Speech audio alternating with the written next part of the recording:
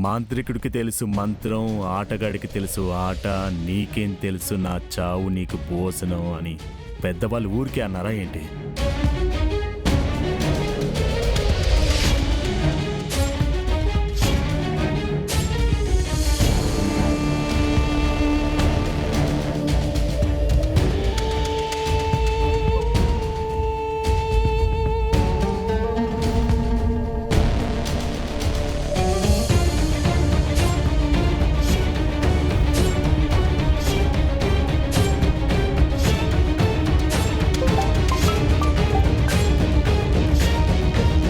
అరే, వేడెందుకు ఫోన్ చేస్తున్నాడు?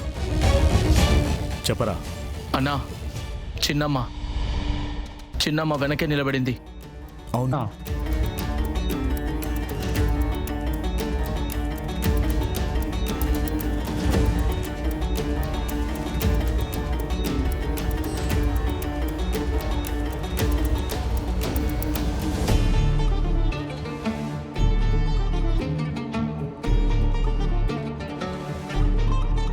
గౌడ్ గారు, మీ ఇంటావిడ మా వెనకే నిలబడ్డారు.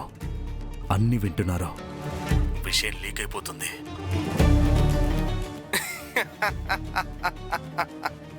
సుశీల, వచ్చావా? రా రా రా, అడుగులో అడుగు వేస్తూ రా సుశీల. అడుగులో అడుగు వేసి నా దగ్గరకు రా సుశీల. వస్తున్నానండి.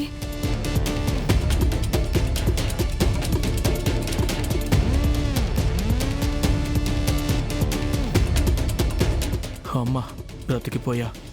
లేకపోతే చిన్నమ్మ నేను వీళ్ళతో చేరానని చెప్పేస్తే రత్న నన్ను బ్రతకనిచ్చేదే కాదు. వచ్చావా సుశీల?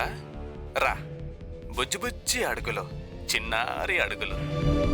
అది సరే, చాటుగా నిలబడి ఎందుకుంటున్నావు? సూటిగానే చెప్తున్నాను.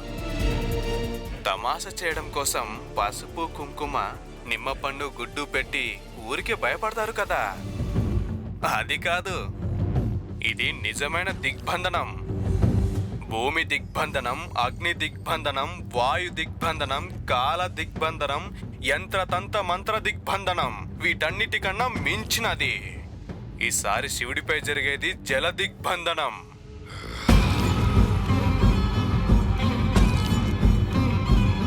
ఒక్క శివుడికి మాత్రమే కాదు, ఆ మాంకాలమ్మకు కూడా కలిపి దిగ్బంధనం చేయిస్తున్నాను. నేనే స్వయంగా కూర్చొని క్రతువు చేయిస్తున్నాను. మాంత్రికులు మారి గుడికొచ్చి అన్ని వైపులా దిగ్బంధనం వేస్తారు. ఇన్ని విషయాలు చెప్పాల్సి వచ్చింది సుశీల. అర్థమైంది కదా? ఇక బయటికెళ్ళి నువ్వన్నీ చెప్తావా సుశీల? లేదండి, నేను ఈ విషయం ఎవరితోనూ అనను. నా ప్రాణం పోయినా ఈ విషయం ఎవరితోనూ అనను. నన్ను వదిలేయండి.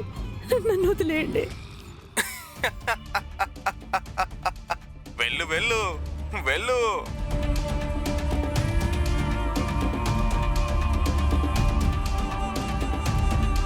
గౌడ్ గారు, ముందే సగం విషయం లీక్ అయింది. మీరు మొత్తం మ్యాటర్ని లీక్ చేసేశారు. ఆవిడ ఎవరి ముందు చెప్పారని గ్యారంటీ ఏంటి? ఈ మారిగుడి దేవుడు వీరభద్రుడి మీదున్న భయమే గ్యారంటీ. అందుకే అంటున్నాను, నాయకుడు అనిపించుకోవడం సులభం, కానీ కల్నాయక అవ్వడం కష్టం. ఈసారి ఈ జల దిగ్బంధనంలో శివుడు చనిపోతాడు, దేవి కూడా రాదు. నేను బచావ్, నువ్వు బచావ్, అంతే.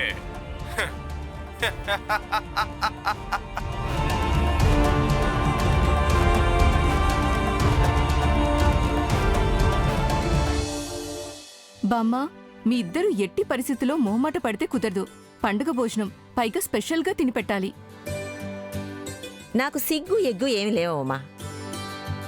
భోజనం ఎదురుగా ఉంటే తినకుండా ఉండడం, వేదిక మీద ఉంటే మాట్లాడకుండా ఉండడం నా వల్ల కాదు.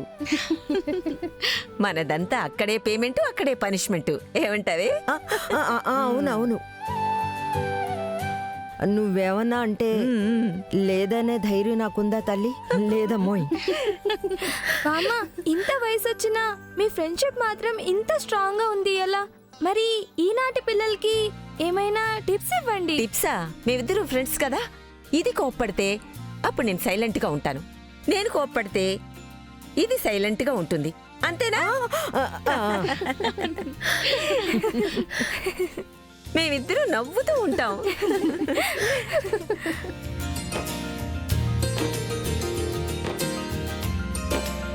నిత్య, ఎందుకమ్మా అలాగే నిలబడ్డావు? అన్నం తిను. అవునమ్మా, ముందు ఎంగిలిపడు. పొద్దుట్నుంచి ఉపవాసం చేస్తున్నావు, పూజ చేశావు, నీరసం వస్తుంది కదా. రా, అన్నం తిను. అవును, మీరందరూ కూర్చోండి. మేం బ్యాచిలర్స్ అందరం కలిసి కూర్చొని భోజనం చేస్తాం. మీరు పెళ్ళైన వారు, మీరు ముందు కూర్చోవాలి భోజనానికి. వదినా, నువ్వేం చూసినా కూర్చో భోజనానికి. హా, కూర్చుంటాం. ఒక చిన్న పనుంది. నిధి, నాతో వస్తావా? పద.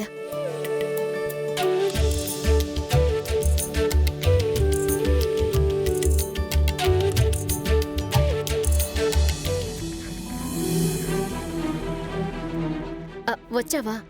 ఒక్క నిమిషం, ఇప్పుడే వస్తాను.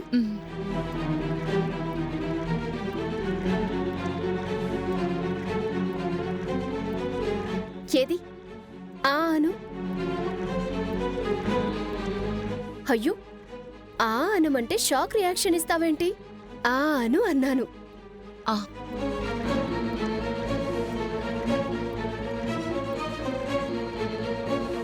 ఇంతటితో నా వ్రతం కూడా సంపూర్ణమైంది. పారు, ఇదెందుకు తినిపించావు నువ్వు? అది కర్ణ సార్ నీకు తినిపించమన్నారు, అంతే. అది తప్ప వేరే నాకేం తెలీదు.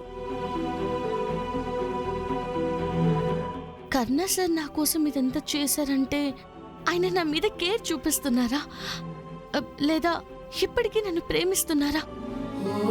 అరే, నాకెందుకు సంతోషంగా ఉంది. నో, తను మా అక్క భర్త. కానీ ఎందుకు ఇదంతా జరుగుతుంది? ఏం జరుగుతుంది నా లైఫ్లో?